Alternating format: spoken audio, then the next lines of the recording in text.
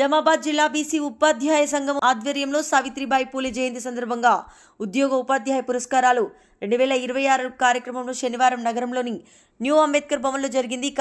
ఈ కార్యక్రమానికి ముఖ్య అతిథిగా Nizamabad rural MLA doctor Rekulapalli Bhupathi Reddy హాజరయ్యారు. ఈ సందర్భంగా ఎమ్మెల్యే మాట్లాడుతూ మహిళా విద్యకు మార్గదర్శకురాలైన సావిత్రిబాయి పూలే ఆశయాలను యువత ఆదర్శంగా తీసుకోవాలని తెలిపారు. కాంగ్రెస్ ప్రభుత్వం విద్య, ఆరోగ్య, యువత నైపుణ్యాభివృద్ధికి ప్రాధాన్యం ఇస్తుందని గుర్తు చేశారు. వాళ్ళందరూ కూడా మరి టైం దొరికితే టీవీ చూడడము, లేకుంటే ల్యాప్టాప్ చూడడము, సెల్ ఫోన్ చూడడము, లేకుంటే మార్గద్రవ్య వరకు మరుగుతున్నారు. కాబట్టి వాళ్ళను మరి స్పోర్ట్స్ వైపు మళ్ళించాలనే ఉద్దేశంతో స్పోర్ట్స్లో కూడా మనం ఇలా సీఎం కప్ నిర్వహించుకుంటున్నాము. Inter college, inter school tournaments పెట్టుకున్నాం. ఇలా ఒక స్పోర్ట్స్ యూనివర్సిటీ కూడా పెట్టుకున్నాం. అంటే ఉద్దేశం ఏంటంటే ఇక్కడ ఒక ఆరోగ్యవంతమైన సమాజాన్ని క్రియేట్ చేయాలనేది ప్రభుత్వం యొక్క ఆలోచన. కాబట్టి మీరందరూ కూడా గమనించండి. మీరందరూ విద్యావంతులు, చదువుకున్న వాళ్ళు. ప్రభుత్వం వచ్చిన తర్వాత ఈ 2 సంవత్సరాల్లో జరిగిన మార్పుల గురించి నేను చెప్పదలుచుకున్నా. కాబట్టి మీరు అందరూ కూడా గమనిస్తారని భావిస్తాను. అదేవిధంగా ముఖ్యంగా మనకి రాజ్యాంగం ఇచ్చినటువంటి హక్కులలో ఒకటి సమాన హక్కులు, సమానమైన అవకాశాలు. బాబాసాహెబ్ రాసినటువంటి అంబేద్కర్ రాసినటువంటి రాజ్యాంగం, దాన్ని పూర్తిగా ఇలా కట్టుబడి ఉండి కాంగ్రెస్ పార్టీ బీసీలకు 42% రిజర్వేషన్ ఇస్తామని చెప్పి చెప్పడం జరిగింది. దాంట్లో కావాల్సినటువంటి మీకు అందరూ కూడా తెలుసు, బీసీలకు కాన్స్టిట్యూషన్లో రిజర్వేషన్ లేదు.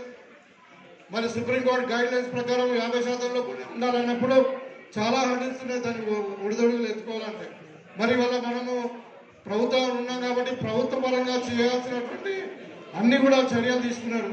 మనకు సెన్సెక్స్ లేదు, ఇండిపెండెన్స్ తర్వాత బీసీ జనగణన జరగలేదు, కులగణన జరగలేదు.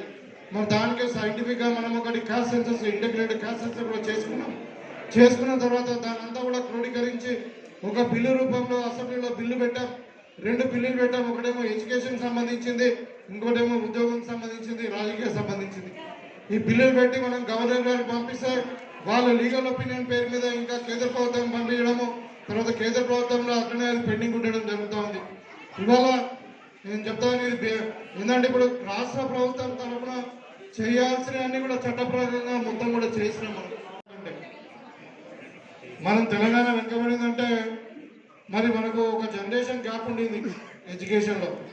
వాళ్ళేమో సర్కార్లో ఉండే, బ్రిటిష్ పరిపాలన ఉండి వాళ్ళ తాతలు చదువుకుంటే మన దగ్గర మన తండ్రులు చదువుకునే పరిస్థితి లేకుండే. బ్రిటిష్ గవర్నమెంట్ కాకుండా మనం నిజాం గవర్నమెంట్లో ఉండే కాబట్టి తర్వాత 56-60 సంవత్సరాల తర్వాత కూడా మనం అదే వెనుకబాటును కంటిన్యూ చేస్తూ ఉన్నాం. ఇవాళ మన తెలంగాణ వచ్చిన తర్వాత 10 సంవత్సరాలలో మరి విద్యారంగంలో ఎంతో ముందు చెందుతుందని మనం భావించినాం. కానీ అనుకునే స్థాయిలో విద్యారంగానికి నిధులు కానీ మరి దానికి ప్రోత్సాహం కానీ దొరకక మనం వెనుకబడిపోయినటువంటి సందర్భంలో ఇవాళ రేవంత్ రెడ్డి గారు వచ్చిన తర్వాత అన్ని డిపార్ట్మెంట్ల కంటే ఎక్కువ హైయెస్ట్ ప్రయారిటీ మనం ఎడ్యుకేషన్ డిపార్ట్మెంట్కి ఇవ్వడం జరిగింది. రైట్ ఫ్రమ్ అంగన్వాడీ స్కూల్స్ నుండి, అంటే తల్లి గర్భం నుండే పిల్లవానికి న్యూట్రిషన్ ఇవ్వడము, వాళ్ళకు మరి అన్ని విధాల పోషక విలువలు ఉన్నటువంటి ఆహారాన్ని ఇచ్చి వాళ్ళ ఆరోగ్యవంతమైన పిల్లవాడు జన్మించిన తర్వాత వాళ్ళను మరి అక్కడి నుండి 0 నుండి 3వ సంవత్సరం వరకు ప్రీ స్కూల్ నుండి మరి ఇప్పుడు ఇలా నర్సరీ, తర్వాత ఎల్కేజీ, యూకేజీ కూడా ఇవన్నీ కూడా మన ప్రైమరీ స్కూల్తో అటాచ్ చేసుకొని వాళ్ళ పిల్లల ఎడ్యుకేషన్కు మనం ఇంపార్టెన్స్ ఇస్తూ ఉంది ప్రభుత్వం. అదేవిధంగా 5th స్టాండర్డ్ నుండి మొత్తం ఇంగ్లీష్ మీడియంలో ఇంటర్మీడియట్ వరకు మనం ఒక గ్రూప్గా పెట్టాలని చెప్పేసి వాళ్ళ ఇంటిగ్రేటెడ్ స్కూల్స్ కానీ మొత్తం రెసిడెన్స్ స్కూల్స్ ఎంకరేజ్ చేయడం జరుగుతూ ఉంది. మొత్తం కూడా ఈ 2 సంవత్సరాలలో దగ్గర 15,000 మంది టీచర్లను మనం రిక్రూట్ చేసుకున్నాము. ఎక్కడ కూడా చూసినా ఖాళీలు ఉంటాయి.